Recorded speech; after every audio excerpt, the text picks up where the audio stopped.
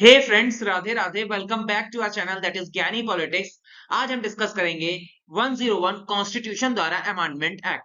तो बेसिकली ये India's goods and service tax को लागू करने के लिए संविधान द्वारा 101 अमेंडमेंट एक्ट लाया गया था।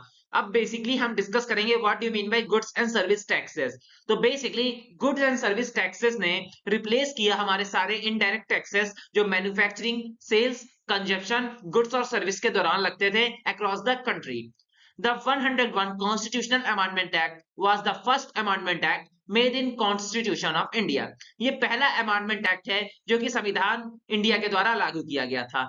इसमें बेसिकली सेंट्रल और स्टेट दोनों के पास पावर है कि वो एसेस कर सकते हैं excise duty, customs duty, service tax, entry tax, entertainment tax, making as a single direct indirect tax. अब हम दोस्तों डिस्कस करेंगे what are the main objectives of GST under 101 constitutional amendment act.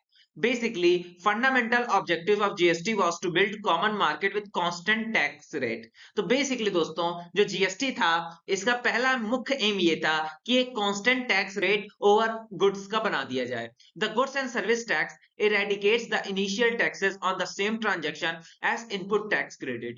There is no export tax as GST boosts the exports by refunding the amount collected on inputs। तो basically इसमें कोई भी export tax नहीं लगता था। It seeks to increase the revenue as it bringing more taxpayer by growing tax base। Basically दोस्तों इसकी मदद के द्वारा बहुत सारे टैक्स पेयर्स टैक्स बेस के अंदर रजिस्टर्ड हुए। अगला पॉइंट है the procedure of application and return of tax has simplified with the use of common forms. Basically return of tax इतना आसान कर दिया गया with the help of common forms and digital procedures. Tax payment and submission becomes convenient with the introduction of online payment gateway। GST लाने के बाद इन लोगों ने एक ऑनलाइन पेमेंट गेटवे खोला जिससे टैक्स पेमेंट बहुत ही आसान हो गई थी। A unified information technology system called goods and service got operated for simple GST operation. अब बेसिकली जो ये हमारा यूनिफाइड टेक्नोलॉजी है जिसपे जीएसटी वर्क करता है उसको एक जितना हो सके उतना मिनिमलिस्टिक और सिंपल रखा गया। अब हम डिस्कस करेंगे हमारे what are the salient features of 101 constitutional amendment act. तो बेसिकली इसके कई सारे साइलेंट फीचर हैं और बेसिकली ये 2016 को लागू किया गया था। 101st constitution amendment act to Article 246A in the Constitution, which gave special power to Parliament and State to make GST law। अब बेसिकली इस अमेंडमेंट एक्ट के द्वारा पार्लियामेंट और कॉन्स्टिट्यूशन ने पार्लियामेंट और स्टेट लेजिस्लेचर को कुछ स्पेशल पावर दी को जीएसटी के रिस्पेक्ट में लॉस बना सकते हैं विद और इंटर स्टेट लॉस भी बना सकते हैं। Collection of revenues from integrated goods and services was under article 269A। Basically collection जितना भी रेवेन्यू का होगा from IGST that is integrated goods and service tax के अंदर उसको आर्टिकल 269A के अंदर रखा गया 101 अमेंडमेंट एक्ट के तहत। Basically IGST deals with inter state supply और जो हमारा integrated good and service tax है ये बेसिकली दो स्टेट्स के बीच में सप्लाई के लिए उपयोग किया जाने लगा और इसको लागू किया गया था 2017 को आईजीएसटी। अब दोस्तों हम डिस्कस करेंगे हमारा बहुत important article that is article 286। ये बेसिकली टैक्स को रेस्ट्रिक्ट करता है कि कोई भी स्टेट कोई टैक्स नहीं चार्ज कर सकता on supply of goods outside the territory of the respective state. अब हम डिस्कस करेंगे constitutional 101st amendment act 2016 Indian tax system में कैसे लागू किया गया। Basically insertion of certain articles to bring comprehensive enactment of GST. अब बेसिकली जीएसटी को लागू करने के लिए अनेक प्रकार के और भी एक्ट लागू किए गए। First of all, creation of GST Council।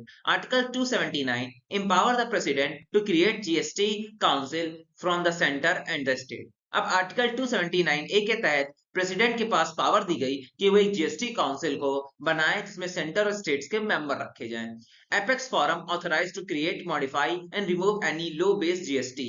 अब बेसिकली एपेक्स फोरम द्वारा किसी भी कैंडिडेट्स को क्रिएट किया जा सकता है, मॉडिफाइड किया जा सकता है, हटाया जाता है जीएसटी 101 अमेंडमेंट एक्ट के तहत। Special provisions on GST. अब जीएसटी के अंदर क्या क्या स्पेशल प्रोविजन है उनको हम डिस्कस कर लेते हैं। Article 246 A was inserted in the constitution to validate the parliament and state legislature to make laws on GST. 246 A basically जो हमारा पार्लियामेंट है और स्टेट लेजिस्लेचर को पावर देता है कि वो जीएसटी के रिगार्डिंग लॉस बना सकते हैं। However the parliament of India was awarded exclusively to make laws for inter state supply. इसी के साथ साथ एक आर्टिकल ये भी बनाया गया कि पार्लियामेंट किसी भी इंटर स्टेट सप्लाईज के लिए भी आर्टिकल बना सकता है। Additional crude oil, natural gas, spirit aviation was excluded. अब दोस्तों ऐसी चीजें जो जीएसटी से एक्सक्लूड की गई, that is crude oil, natural gases, motor spirit, high speed diesels, इनको जीएसटी से दूर रखा गया। GST on inter-state supply. Article 269A covers how the revenue from inter-state supply is shared between center and the state. Authorize the GST Council to make law regarding this. अब दोस्तों article 269 कहता है कि कैसे रेवेन्यू जो होता है basically जो इंटर स्टेट ट्रेड के दौरान आता है वो कैसे डिवाइड होगा बिटवीन स्टेट एंड सेंटर के द्वारा। और जीएसटी काउंसिल ने इस लॉ के रिगार्डिंग भी बहुत सारे आर्टिकल बनाए। Importing goods on services is also considered inter state supplies and the central government imposes IGST. अब जीएसटी काउंसिल ने ये कहा कि कोई भी गुड्स जो इंपोर्ट किया जा रहा है इंटर स्टेट वो भी गुड्स की कैटेगरी में आएगा और इस पे आईजीएसटी लगाया गया, integrated goods and service tax. ठीक है, तो दोस्तों यही था मेरा video regarding 101 constitutional amendment act. अगर आपको वीडियो पसंद आई हो तो लाइक, सब्सक्राइब, शेयर कीजिएगा एंड राधे राधे दोस्तों।